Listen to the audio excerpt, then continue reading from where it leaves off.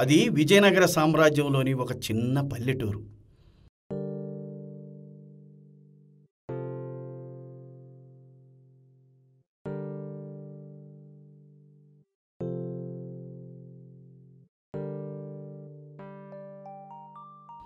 ఆ గ్రామంలో ఆదికేశవులనే బ్రాహ్మణుడు ఉండేవాడు. పౌరోహిత్యం చేస్తూ తన జీవనోపాధిని సాగించేవాడు. అతనికి శాస్త్రాలపై, పురాణాలపై మంచి పట్టు ఉంది.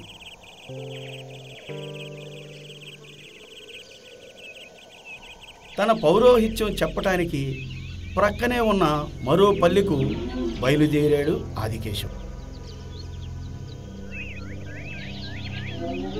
తమ గ్రామం నుండి ప్రక్క గ్రామానికి వెళ్ళాలంటే క్రూర మృగాలు ఉండే అడవిని తప్పనిసరిగా దాటాల్సింది. ఆదికేశవులు ఆ అడవి మార్గం గుండా వెళ్ళసాగాడు.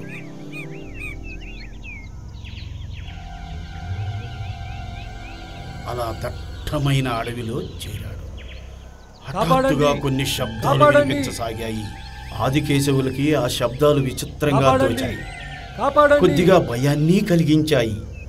అతడు చుట్టూ కలిగి చూశాడు.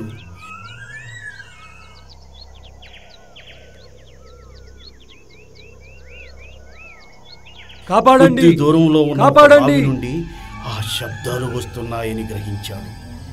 బావి వైపు మెల్లిగా అడుగులు వేయసాగాడు. ఆ శబ్దాలు ఆ బావి నుండే వస్తున్నాయని నిర్ధారించుకున్నాడు. బావిలోకి తొంగి చూశాడు. ఎవరది? బావి లోపల సింహం కనపడింది. సింహం ఆదికేశవుల వైపు ఆశగా చూసింది. నువ్వా? ఈ బావిలో ఏం చేస్తున్నావు? ఓ బ్రాహ్మణ, నేను ఆహారం కోసం వచ్చి ప్రమాదవశాత్తు ఈ బావిలో పడిపోయాను. సహాయం కోసం ఆర్తనాదాలు చేసినా ఎవ్వరూ రాలేదు. ఇప్పుడు మీరు వచ్చారు. 3 రోజుల నుండి తినడానికి ఆహారమే లేదు. పచ్చి మంచినీళ్ళు కూడా లేవు. నన్ను ఇక్కడి నుండి బయటకు తీసి పుణ్యం కట్టుకోండి. నేను నిన్ను పైకి తీసుకురాలేను. నువ్వు క్రూర మృగానివి. పైగా 3 రోజుల నుండి ఏమీ తినలేదని నువ్వే చెబుతున్నావు. ఓ బ్రాహ్మణ, నేను క్రూర మృగాన్నే కానీ సహాయం చేసిన వారికి అపాయం తలపెట్టేంత మూర్ఖుణ్ణి మాత్రం కాదు. నీవు నాకు సహాయం చేయకపోతే ఆకలితో అలమటించి మరణిస్తాను. ఓ సింహరాజా, నీవు చెప్పినది సబబుగానే ఉంది. కానీ ఇన్ని శాస్త్రాలు తెలిసిన నేను ఒక క్రూరముగానికి బలి కావడం ఎంతవరకు సమంజసం చెప్పు. అందుకే నేను నీకు సహాయం చెయ్యలేను. ఓ బ్రాహ్మణ, శాస్త్రాలు తెలుసునని నువ్వే అంటున్నావు. ఒక ఆపదలో ఉన్న ప్రాణిని చూస్తూ పట్టించుకోకుండా వెళ్ళమని మీ శాస్త్రం మీకు చెబుతుందా? మన శత్రువైనా సరే ఆపదలో ఉంటే సహాయం చేయడం ధర్మమని మన పెద్దలు చెప్పినదే కదా. అది మీరు మరిచారా? ఆకలితో ఉన్న క్రూరముగం శాస్త్రాలు, పురాణాలు వెళ్ళవేయడం హాస్యాస్పదంగా ఉంది. నా దారిన నేను వెళతాను. ఆగు బ్రాహ్మణ, వెళ్లే ముందు ఒక మాట విను. నీవు నాకు ఈ సహాయం ఊరికే చేయనవసరం లేదు. నీకు తగిన ప్రతిఫలం ఉంటుంది. నిస్సహాయ స్థితిలో పడి ఉన్న క్రూరముగానివి నీవు నాకేం ప్రతిఫలం ఇవ్వగలవు? నీవు నాకు సహాయం చేస్తే వజ్రాలు పొదిగిన ఈ బంగారు కడియాన్ని నీకిస్తాను. ఆలోచించుకో, ఎన్ని పూజలు, ఎన్ని పౌరోహిత్యాలు చెబితే ఇంత సంపాదించడం సాధ్యమవుతుంది? సింహరాజా, నీవు ఎంత చెప్పినా నేను నీకు సహాయం చెయ్యలేను.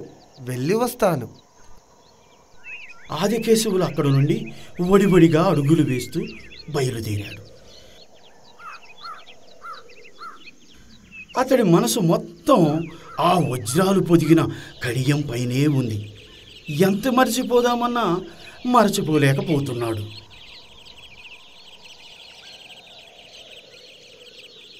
ఆ కడియాన్ని మర్చిపోలేకపోతున్నాను. అది నా సొంతమైతే చాలా గొప్పగా బ్రతికేయవచ్చు. ప్రతిరోజు ఇన్ని మైళ్ళు నడిచి పౌరోహిత్యం చేస్తే వచ్చేది కొంచెం డబ్బు. అది చిన్న చిన్న ఖర్చులకే సరిపోతుంది. ఆ కడియాన్ని ఎలాగైనా సొంతం చేసుకుంటాను. ఆదికేశవులు ఆ సింహం ఉన్న బావి దగ్గరికి బయలుదేరాడు. మహారాజా, నేను చాలా ఆలోచించాను. ఆపదలో ఉన్న ఒక మృగాన్ని వదిలి వెళ్ళడం నాకు నచ్చలేదు. అందుకే నీకు సహాయం చేయడానికి వచ్చాను. ఆదికేశవులు తన నడుముకు ఉన్న రుమాలు తీసి ఆ సింహానికి అందించాడు. దాని సహాయంతో సింహం పైకి వచ్చింది. ఓ పవిత్ర బ్రాహ్మణ, నీకు ధన్యవాదాలు. నేను జీవితంపై ఆశలు వదులుకున్నాను, అలాంటిది నన్ను రక్షించావు. మృగరాజా, ధన్యవాదాలు తర్వాత తెలుపుకోవచ్చు. ముందు ఆ కడియాన్ని ఇలా ఇవ్వు. నేను వెళ్ళాలి. నీకు బాగా తొందరగా ఉంది. నేను నిన్ను పంపిస్తాను. సింహం బ్రాహ్మణుడిపై పడి దాడి చేసి చంపేసింది. ఆదికేశవులు అత్యాశకి లోనై బలహీన క్షణంలో తీసుకున్న నిర్ణయం అతడి ప్రాణం తీసింది.